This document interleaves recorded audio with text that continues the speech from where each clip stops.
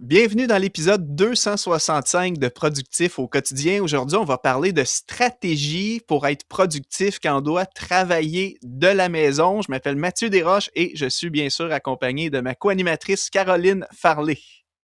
Allô Mathieu! Hey, je suis super contente de retrouver nos auditeurs et nos auditrices. Puis en plus, on sort de notre premier coaching de l'Académie Productif au quotidien. C'est la première fois qu'on rencontrait la cohorte 2026 visuellement. Puis ça nous a permis, cette première rencontre-là, de valider les structures de vie. Et ça nous permet d'ailleurs de connaître mieux les participants à l'Académie de cette année. Donc, ça a été vraiment très enrichissant, cet exercice-là qu'on a fait ensemble. Yes, puis c'est vraiment agréable de pouvoir accompagner des gens motivés, sérieux, de progresser dans leur organisation. Puis là, comme tu dis, structure de vie, c'est la base de tout ce qu'on enseigne quand tu veux organiser ton temps, ton information, tes priorités. Nous, ce qu'on propose aux gens de faire, c'est d'identifier l'ensemble de tout ce qu'ils ont à gérer dans leur vie. Puis après ça, on construit là-dessus des trucs d'organisation. On planifie notre temps avec tout ça. Aujourd'hui, donc, comme on dit, on parle de trucs d'organisation, de productivité quand on est en télétravail.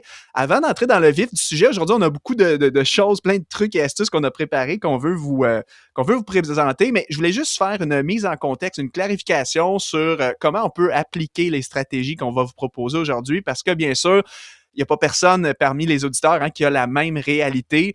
D'entrée de jeu, je tiens à clarifier que quand il est question de télétravail, il y a deux types de télétravail. Il y a ceux qui sont en télétravail à plein temps, donc c'est-à-dire que leur semaine entière, ils travaillent exclusivement depuis leur domicile, donc il n'y a pas besoin de se déplacer, exemple, chez leur employeur, chez leurs clients et ainsi de suite. Et tu as les gens qui sont en télétravail partiel, la méthode hybride. Ça veut dire souvent ça va être des employés ou des entrepreneurs qui vont passer, disons, je sais pas, 2-3 jours semaine qui sont à la maison et le reste du temps doivent se déplacer à un lieu à l'extérieur de chez eux. Pourquoi je tiens à le préciser? Parce que bien sûr, pour moi, le vrai défi du télétravail est surtout quand tu es en télétravail à plein temps. Euh, pour la simple et unique raison que quand tu es à plein temps, tu n'as plus forcément de cadre et de structure qui t'est imposé d'une source extérieure à toi, par ton employeur, par tes clients, etc. Puis quand tu es 100% à la maison, c'est là qu'on peut rapidement développer des mauvais réflexes. Je sais pas si tu as quelque chose à dire là-dessus, là, des fois de mauvaises habitudes, tu commences à trop tard, le travail empiète sur ta vie perso, etc. Ben oui, ben moi, je suis un peu dans ce retour-là au télétravail en changeant de contexte de vie professionnelle. Moi, j'en ai fait pendant 1 an et demi lorsque j'étais salariée, donc la période de 2020-2021. Puis après, je suis allée travailler dans une station de radio et là, ben, tous les jours, pendant 4 ans, j'étais là. Et c'est un retour au télétravail pour moi depuis la fin de l'automne dernier. Puis, je t'avoue que ce que tu viens de dire, c'est exactement la situation. C'est-à-dire que quand je l'ai fait la première fois, le télétravail, pendant la pandémie, j'avais un employeur. On avait un horaire de travail, puis j'étais là à 8h30 au bureau. Mais là, maintenant, étant donné que je travaille à mon compte comme entrepreneur, comme travailleuse autonome, ben, je suis pas obligée, en fait, de débuter à 8h30. Puis cette latitude-là que je peux avoir, ben, elle est aussi déroutante dans quelque sorte parce que, ben, tout est possible, mais c'est quoi mon horaire à moi? Donc, je vais écouter tes astuces avec beaucoup d'intérêt parce que des fois, c'est bon de se rappeler qu'au fil du temps, on peut prendre des mauvais plis, des mauvais penchants, comme tu disais. Alors, je pense qu'on c'est toujours bon de se mettre à jour aussi dans nos pratiques. Je fais tout ça comme il faut. Ah, ça, c'est vrai, je faisais ça il y a quelques années, quelques mois, puis là, on dirait que j'ai délaissé. Donc, on va vous parler de différentes stratégies pour être bel et bien productif en télétravail aujourd'hui. Ouais, puis je rebondis juste sur un élément que tu as mentionné, dans le sens où tu disais, il y a une période de ma vie, je travaillais à la maison, mais pour un employeur pour lequel on avait des heures fixes, versus là, je travaille à mon compte, mon horaire, c'est moi qui le construis. Là aussi, c'est quand même une distinction que je tiens à apporter. Si vous, les auditeurs, vous êtes salarié en télétravail, que ce soit partiel ou à plein temps, mais que vous avez des heures fixes qui vous sont imposées. Par exemple, moi, je sais que ma conjointe, il y a eu un temps, elle avait eu un emploi 100% télétravail, mais c'est c'est un travail qu'elle devait gérer des appels téléphoniques. Fait que c'était des heures fixes, fallait elle était tenue d'être à son bureau, disons, de 9 à 5. Il y avait même un système à la limite quasiment de poinçonnage, là, de punch Ouais. pour tes heures. Fait que dans ce contexte-là, ben, t'as moins ce que tu décris, là, ce petit piège-là de devoir t'organiser versus que si tu es en télétravail avec 100% de flexibilité sur l'aménagement de tes heures, là, on est vraiment dans le besoin critique de savoir comment se structurer. Puis, je te propose qu'on rentre vraiment dans le vif du sujet par rapport à tout ça. Hein? La Oui. première stratégie, on est d'accord tous les deux que pour l'avoir expérimenté, c'est l'espace de travail qui est dédié. Oui, tout à fait. Puis toi, c'est quelque chose dont tu parles et tu es vraiment un défenseur de l'espace bureau dédié, que ce soit avec une pièce ouverte ou fermée, idéalement fermée, mais c'est pas toujours possible dans la maison ou l'appartement de tous et chacun. Mais ça, c'est la base finalement d'une bonne pratique de télétravail pour toi, Mathieu? Oui, parce que, tu sais, comme j'en parlais dans mon livre, comment organiser son bureau pour être productif, tu sais, j'expliquais dans le livre que ton bureau physique, finalement, c'est comme ton poste de pilotage, là. Tu sais, un pilote d'avion, là, son travail, il l'accomplit dans sa cabine, il a accès à tout son matériel, il est dans sa zone, il est concentré, puis il fait ce pourquoi il a été embauché, c'est-à-dire de piloter son avion. En tant que travailleur de bureau, peu importe notre métier, c'est à partir de notre bureau qu'on exécute nos tâches, surtout dans le contexte du télétravail. Donc, pour moi, c'est absolument critique d'avoir déjà un espace dédié. Et pourquoi je le dis, même si ça semble un conseil vraiment cliché, banal, c'est que malheureusement, j'en vois encore des cas comme ça, des fois, avec des interactions avec des clients. Tu sais, une histoire, je ne donnerai pas de nom, ça m'a fait rire quand même, mais c'est triste à la fois. Il y avait un client que j'ai accompagné que, tu sais, pour des contraintes d'espace, il n'avait pas la capacité d'avoir une pièce dédiée à son bureau. Il travaillait littéralement dans un placard, dans un genre de walk-in, là, un grand garde-robe. Oui. Fait que, tu sais, il s'était aménagé une petite table pliante avec une chaise pas très confortable, puis il mettait son laptop là. Et tu sais, ça, c'était son espace de travail. Pas de lumière, pas de fenêtre, entouré de vêtements autour de lui. Donc, c'est un cas extrême, on s'entend. Puis je souhaite que cette personne-là ait pu trouver une solution entre-temps. Mais, tu sais, c'est le cas aussi. Des fois, j'entends souvent des gens qui vont me dire, ben moi, quand j'étais à la maison, je travaille sur la table de cuisine ou je m'assois dans le canapé, dans le salon avec mon ordinateur portable, puis je reste là toute la journée.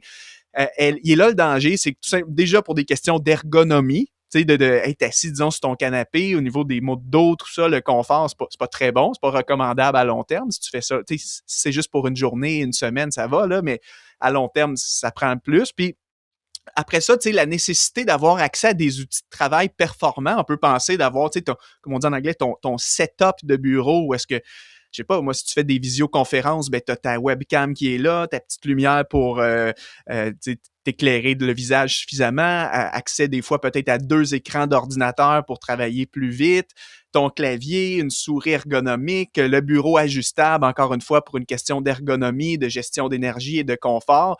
Puis le fait d'associer aussi le fait que quand je suis assis à mon bureau, même si je suis dans ma maison qui est associée à ma vie personnelle, quand je suis assis à mon bureau, là, je suis en mode travail. Ce qui est bon, Oui. d'un point de vue mental, focus et tout ça.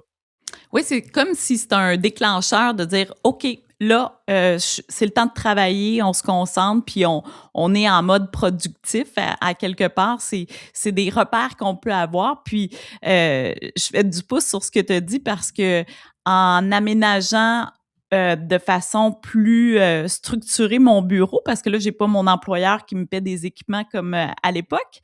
Je me suis acheté une structure pour que mon bureau puisse se lever de façon électrique. Donc, c'est un achat que j'ai fait récemment. Et j'ai aussi changé ma chaise que j'ai reçue cette semaine parce que, tu sais, la petite chaise qui faisait l'affaire pendant, tu sais, quand tu t'assois 1 heure ici et là, ça fonctionnait, mais 7 heures par jour, je peux te dire que mon dos me l'a rappelé que c'était pas une chaise C'est ça. ergonomique. Donc là, j'ai une nouvelle chaise depuis 2 jours et je suis très heureuse de ça, mais c'est quand même la base. Faut être bien installé, c'est ça que tu nous fais bien comprendre. Puis aussi, ben, je l'importance d'avoir un environnement de travail, non seulement qui est motivant, mais aussi qui est inspirant. C'est-à-dire qu'on se sente bien dans cet espace-là. Ça aussi, c'est important. Ben oui, parce que, ben, comme on dit, ton bureau de travail, techniquement, c'est le deuxième endroit dans lequel tu vas passer le plus de temps dans ta vie après ta chambre à coucher, là. Considérant que, je Mm. sais pas, moi, tu dors un 8 heures par nuit puis que tu es au bureau un 7 à 8 heures par jour. Si tu es en télétravail à plein temps en plus, là, tu sais, t'es là tout le temps, donc en même temps, tu as envie d'être bien, tu as envie d'être inspiré. Tu sais, je parlais justement j'avais fait un podcast, allez l'écouter, épisode 247. Ça fait pas trop longtemps que je l'ai fait. Suite à mon déménagement, j'ai dû, moi, réorganiser mon espace de travail. Ça faisait des années que j'avais le même bureau. Puis là, après le déménagement, ben, je suis reparti de zéro, j'ai tout refait ça. Donc, je partage un peu mon pourquoi, mes trucs par rapport à pourquoi moi j'ai besoin d'être inspiré dans mon environnement. Donc, épisode 247 que vous pouvez retrouver. Mais c'est important pour moi parce que, tu sais, là, présentement, moi, j'ai le privilège, le luxe d'habiter dans un magnifique endroit. On est en nature, au bord de l'eau. Le paysage change selon les saisons de l'année ici au Québec. Donc, en hiver, c'est tout simplement magnifique. La neige, une vue sur le fleuve. Quand c'est les couleurs d'automne, mais là, les arbres avec les feuilles. Moi, ça m'inspire. Tu sais, le matin, là, j'ai comme un sentiment de joie, ma petite routine quand je commence à travailler. Tu sais, des fois, je vais mettre un petit fond musical, musique de concentration, donc qui me met dans un bon mode, avec le café à la main, mon petit verre d'eau. Puis là, je m'installe à mon poste de travail qui est dédié. J'ai le privilège d'avoir mis mon bureau en plus devant une grande fenêtre qui donne sur l'extérieur. Fait que, tu sais, pour moi, là, je rentre dans ma zone, puis j'ai du plaisir à être là, versus, tu sais, quand tu es dans un environnement, exemple, je reprends l'exemple extrême, je travaille dans mon placard, ben c'est limite aller en prison, là, tu sais, c'est bon, OK, je commence ma journée, je m'en vais m'enfermer dans le garde-robe ou dans une pièce qui a pas de lumière naturelle, où tout est en bazar autour de moi. C'est pas agréable, là, de travailler dans des conditions comme ça. Non, puis on souhaite vraiment que cette personne-là soit sortie du placard un jour ou Ouais. l'autre depuis ce temps-là. Ben oui, c'est la base. Puis aussi, ben des fois, c'est des éléments de décoration qui peuvent nous inspirer, une belle image, un artiste, la toile ou l'œuvre d'un artiste qu'on aime. Donc, trouver quelque chose, en fait, qui va vous mettre, qui va avoir un impact sur j'ai le goût d'aller m'asseoir dans mon bureau pour faire ma journée de travail. C'est ça, c'est ce qu'on veut transmettre par un environnement motivant et inspirant. Oui, puis je sais que des fois, quelqu'un qui a un emploi salarié, tu sais, des fois, tu te reposes un peu comme tu as mentionné sur la responsabilité de mon employeur de me fournir tout ce que j'ai besoin. Tu sais, c'est l'employeur qui va me payer mon matériel, tout ça, parce que il m'embauche pour être en télétravail. Et là, des fois, quand on est salarié, bon, on se dit, ben, tant pis, tu sais, si mon employeur m'a pas fourni le truc, ben, je fais avec ce qu'on me donne. Mais moi, c'est pas comme ça que je pense. T'es un professionnel, ton travail, c'est une très, très grande partie de ta vie. Paye-toi le luxe d'être bien dans ce que tu fais. Puis même, je l'ai dit, pour ceux qui ne sont pas en télétravail, là, ceux qui travaillent dans les bureaux de leur employeur ou chez leurs clients, même si l'employeur ne vous donne pas de budget, de décoration, de matériel, ben des fois, c'est carrément même le genre de dépenses que je conseille de faire à nos propres frais parce que ton bien-être, ta motivation, ton inspiration, ben c'est pour toi, tu sais. Puis ça a une valeur que ça peut nous apporter, tu sais. Mm. Investis dans ton confort puis dans ton bonheur au travail, en quelque sorte. Et ça n'a pas de prix. Je pense que ta Exact. phrase elle pouvait pratiquement finir comme ça. Je Mais rebondirais juste, dernière chose, tu sais, sur l'espace dédié, par contre, une réalité qu'il faut tenir compte selon la profession de chacun, c'est si ton emploi exige, tu sais, des fois des visioconférences, ce qui est souvent le cas quand on est en télétravail, c'est sûr que le choix de ton espace, par contre, doit être adapté à ça. Ben là, nous, Caroline, on enregistre des podcasts. Moi, souvent, en tant que formateur en ligne, j'ai besoin de m'enfermer pour enregistrer des vidéos, tout ça. Bien sûr, il faut que je tienne compte que si j'ai d'autres personnes, si je travaille à la maison, qu'il y a d'autres personnes dans le domicile, je peux pas être là, monopoliser toute la maison parce que là, je suis en visioconférence puis que je veux plus que personne passe en arrière-plan de ma caméra. Si je suis dans une pièce à air ouverte qui donne, disons, sur la cuisine, tu sais, ça fonctionne pas. Donc, il faut aussi en tenir compte. C'est quoi mes besoins? C'est quoi les tâches que j'ai à faire? Si, bien sûr, j'ai besoin de m'enfermer pour des visioconférences, etc., faut que le bureau soit positionné dans un endroit où ça ne nuira pas au reste de ta vie familiale. Puis, je partageais dans l'épisode 247 que moi, dans notre nouveau domicile, j'ai j'ai dû faire un compromis, c'est-à-dire que mon bureau inspiré, motivant, lui, est dans le salon, dans une pièce à air ouverte. Mais bien sûr, quand je fais mes podcasts, mes vidéos, je peux pas monopoliser tout le salon, comme je disais. Fait que je me suis fait un deuxième espace dans une autre pièce qui est vraiment mon espace d'enregistrement de podcasts et de vidéos.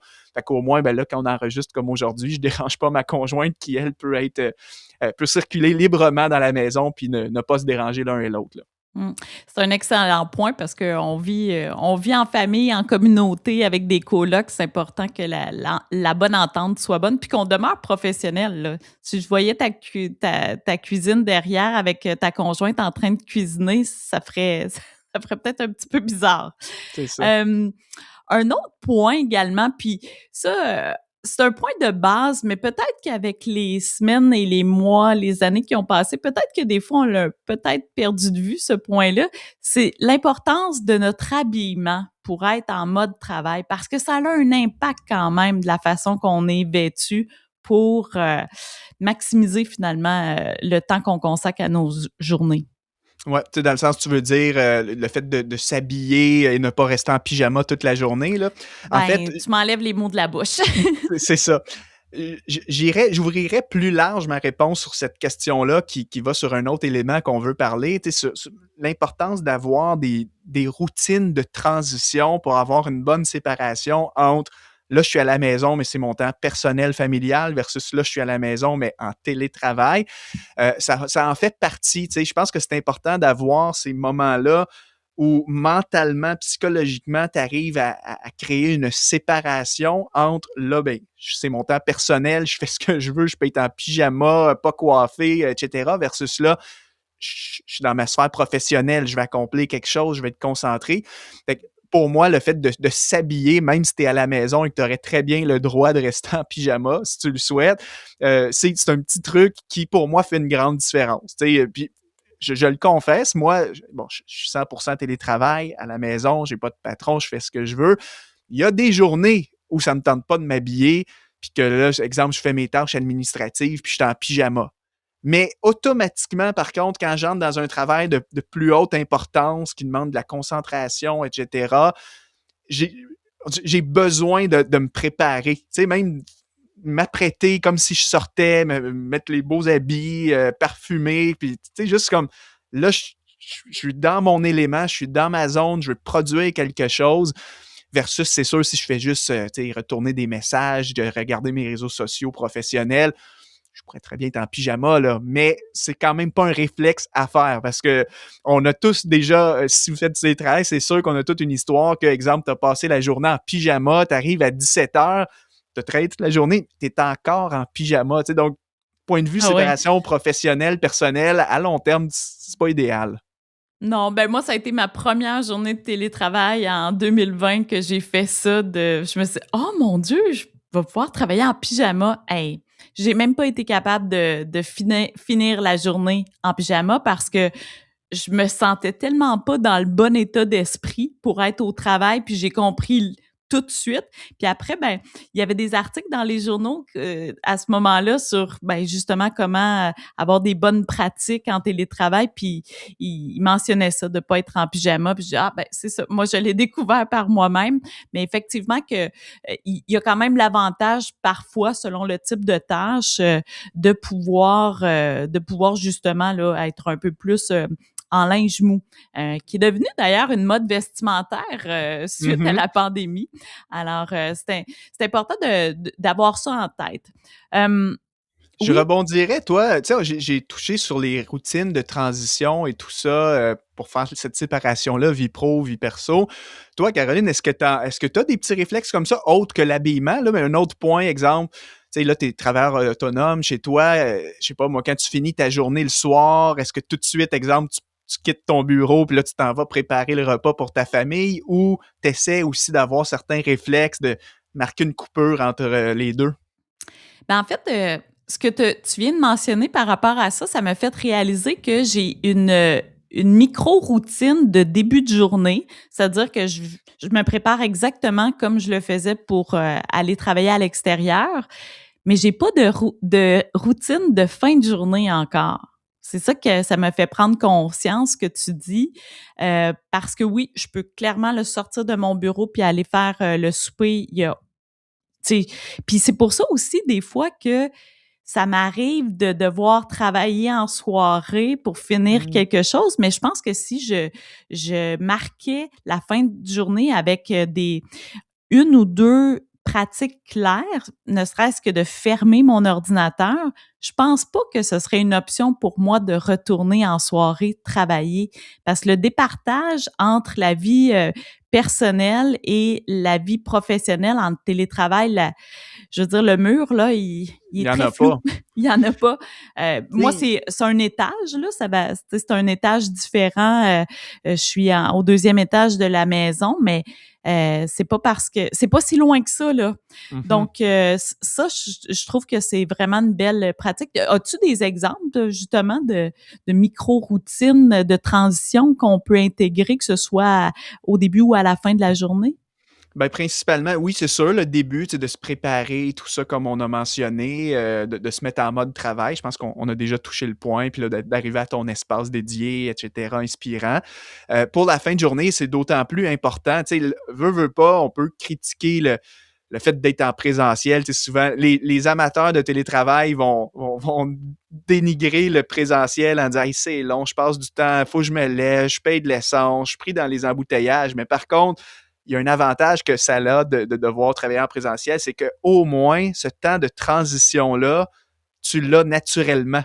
Tu sais, si tu as Ouais. 20 minutes de voiture à faire entre le bureau et la maison le soir quand tu reviens chez toi, tu as quand même un 20 minutes qui, des fois, change tout. Tu sais, des fois, tu as peut-être eu une journée là, stressante, des accrochages, tu sors d'une réunion, tu es découragé.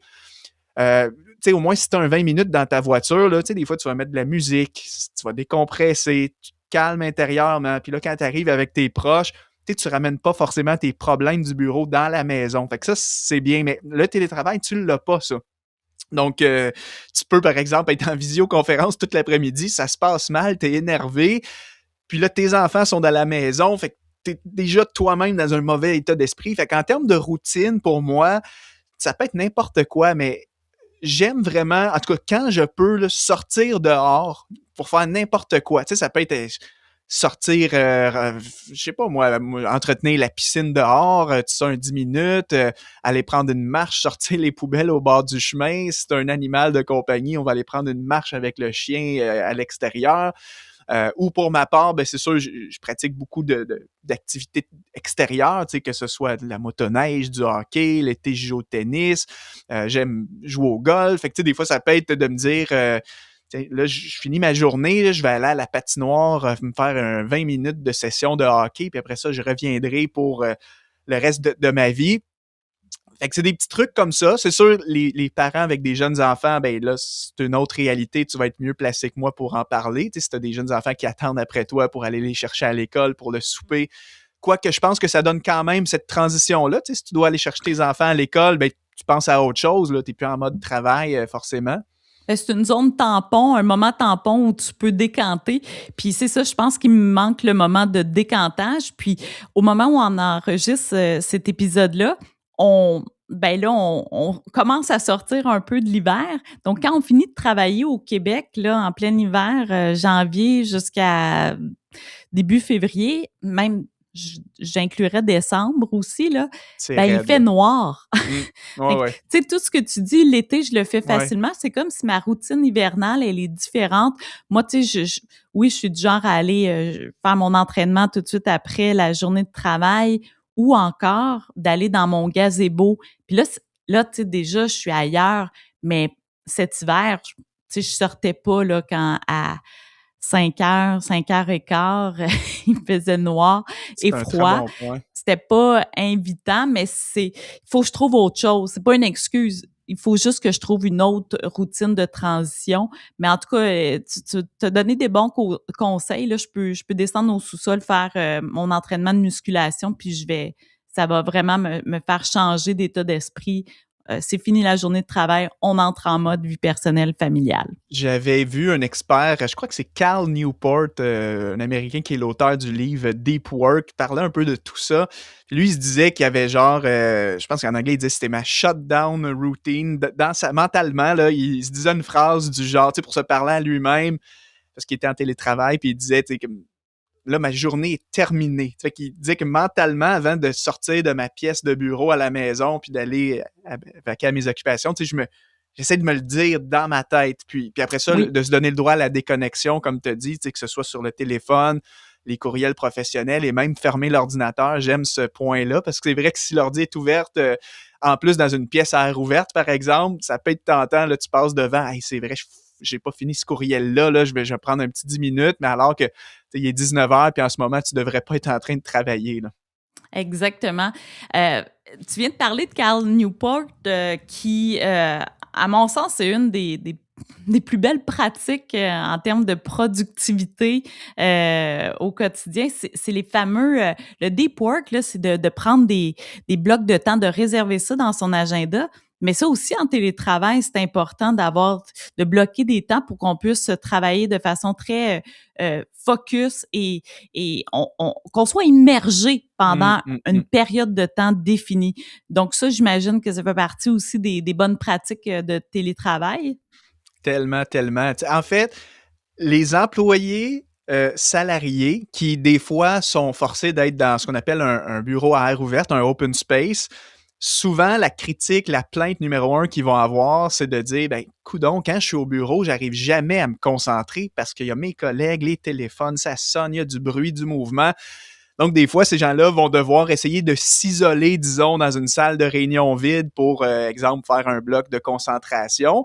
Donc là, ces gens-là, souvent, vont envier le télétravail en se disant « Hey, si seulement j'étais en télétravail, ça serait plus simple, je serais chez moi, je pourrais me concentrer. » Mais par contre, le revers de médaille, c'est qu'après avoir eu tellement de discussions avec des gens qui sont en télétravail, souvent, c'est l'effet contraire. On a beaucoup de commentaires, même sur notre communauté school, productif au quotidien, de gens qui disent « Quand je suis à la maison, il n'y a personne dans la maison, là, les enfants sont à l'école, mon conjoint n'est pas là.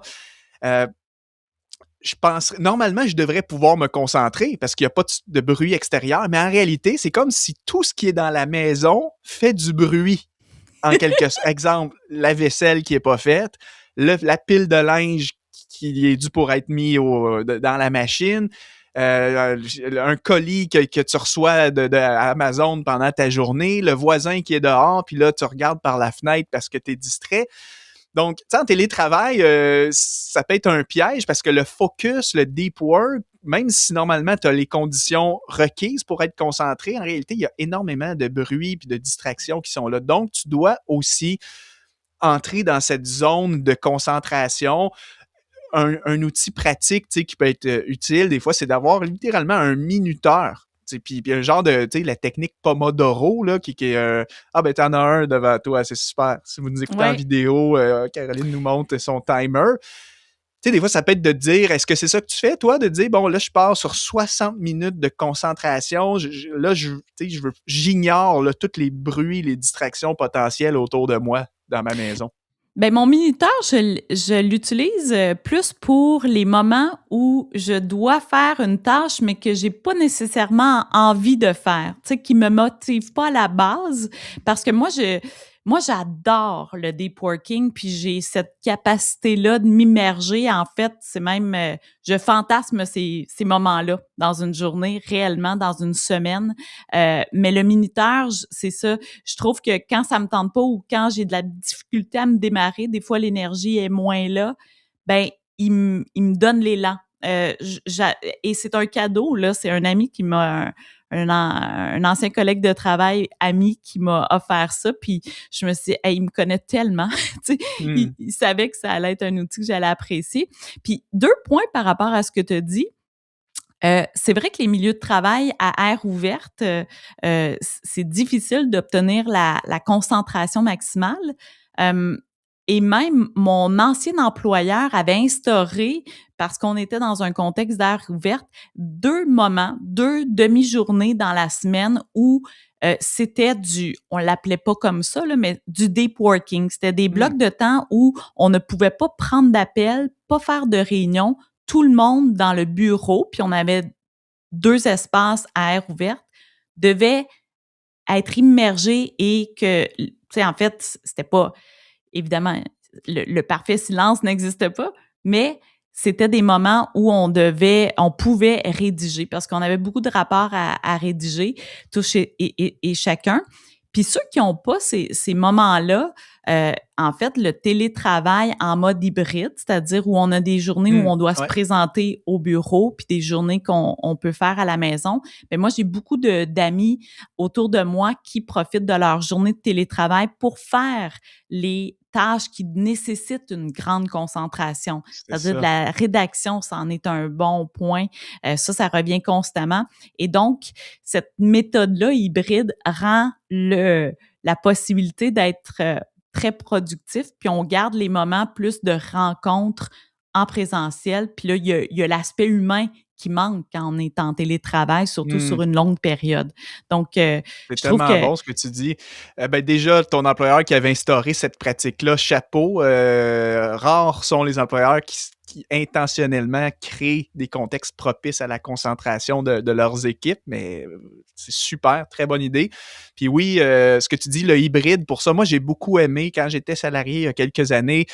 J'étais justement dans une formule télétravail hybride, donc j'avais 2 jours semaine en télétravail et 3 jours au bureau. Puis c'est exactement comme ça que je m'organisais, c'est-à-dire que mes 2 jours de télétravail, je les chérissais, j'avais hâte parce que là, je réservais mes gros projets majeurs de concentration. Puis j'avais le luxe aussi dans ces temps-là de me faire des journées sans meeting, sans réunion. Par contre, je regroupais toutes mes réunions dans mes jours de présentiel au bureau. Fait que, souvent, ça se prêtait que le lundi, lundi, j'étais en télétravail. Je commençais le lundi télétravail. Mardi, c'était une grosse journée de réunion du matin au soir. Là, c'était que ça. Mercredi, je retournais en télétravail. Fait que j'avançais des projets. Puis après ça, je terminais la semaine jeudi, vendredi avec du présentiel. Mais je trouve ça excellent d'y aller comme ça. Mais il faut que tu trouves, en tout cas, ta façon d'avoir tes moments de concentration. Puis si tu es en télétravail avec d'autres personnes à la maison, par exemple, moi et ma conjointe, on est les deux 100% télétravail à la maison. On essaie de s'aider l'un et l'autre, là, dans le sens que si elle a besoin d'être concentrée ou moi, on se le dit. Là, hey, pour la prochaine heure et demie, j'existe pas. Je suis dans mon bureau, on se parle après. Même chose pour nous. Je pense que c'est des bonnes pratiques pour être... Surtout, tu sais, par exemple, on enregistre, si quelqu'un cogne à notre porte, là, c'est ça. Ben, on est obligé d'arrêter. Puis bon, Et c'est quoi la statistique? C'est que ça prend 20 minutes avant de reprendre notre concentration maximale qu'on avait au moment d'être interrompu. C'est majeur, 20 minutes. Donc, moi, je pense tout le temps à ça. Puis, on essaye d'être de bons collègues de travail pour nos conjointes. Ouais. Hey, il y avait beaucoup à dire sur ce sujet-là. Hein? Ouais. Et ben en fait, on va faire référence là, puis dans la communauté school, ça revient tout le temps. Organiser son bureau là, c'est vraiment une base. Puis des fois, ben on le sait que c'est pas maximal, mais en tout cas, si ça vous a donné le goût de mieux vous organiser, moi je suis dans cette démarche là présentement. D'ailleurs, j'optimise quasiment à chaque semaine mon nouvel aménagement de travail. Mais ton livre Comment organiser son bureau est disponible sur Amazon, donc pour ceux et celles qui sont intéressés. Puis tu as également fait une masterclass gratuite, Mathieu, te rappelles-tu? Comment s'organiser pour être 2 fois plus productif? Et il y a des éléments dans cette formation-là disponibles sur ton site Internet. On va mettre les liens dans les notes de l'épisode et qui donnent des exemples concrets qui peuvent aider justement à un télétravail productif. Oui, tout à fait. Fait que, écoute, on termine là-dessus le sujet. J'espère que ça vous a éclairé. En tout cas, bon courage si vous êtes en télétravail et que vous trouvez ça parfois difficile. C'est à la fois un privilège d'être en télétravail, mais on sait que ça peut venir avec un revers de médaille. Donc, l'important, c'est de tester toutes sortes de choses puis de trouver ta méthode. Mmh. Et c'est un contexte qui est vraiment en évolution. Au Québec, par exemple, ces temps-ci, il y a beaucoup, par exemple, de fonctionnaires ou d'organisations qui ramènent leurs travailleurs à temps presque complet Ouais. au bureau. Et disons que ça crie parce que Mmh. le mode hybride, tu l'as mentionné il y a quelques instants à peine, le mode hybride, c'est quand même un contexte où on peut avoir finalement le Le meilleur des meilleur deux des 2, mondes. ouais. Voilà, donc je pense que c'est une évolution qu'on va voir du télétravail dans la vie d'aujourd'hui, à savoir est-ce que finalement on va revenir à ce qu'on était avant la pandémie, c'est-à-dire c'était beaucoup, beaucoup du présentiel pour les salariés, évidemment, mais est-ce qu'on va garder des habitudes de télétravail dans le temps? Est-ce que ça va perdurer? Ben ça, c'est les prochaines années qui vont nous le dire. Autre sujet de discussion peut-être d'un futur épisode. Tu sais, là, on touche plus, je pense, les entreprises qui ramènent leurs employés. C'est peut-être plus d'un point de vue management et supervision du travail, puis cohésion d'équipe. Ça sera un autre sujet. On va pas réouvrir Oui. cette parenthèse-là, mais effectivement, ça, c'est un autre défi. Tu sais, comment gérer ses équipes, s'assurer que le travail est fait quand tes employés sont pas ensemble en présentiel. Fait que, Voilà. Ben, on va se garder des sujets. On en aura toujours à vous proposer pour le podcast Productif au quotidien. Là-dessus, on vous souhaite une belle journée et on vous retrouve pour un prochain épisode.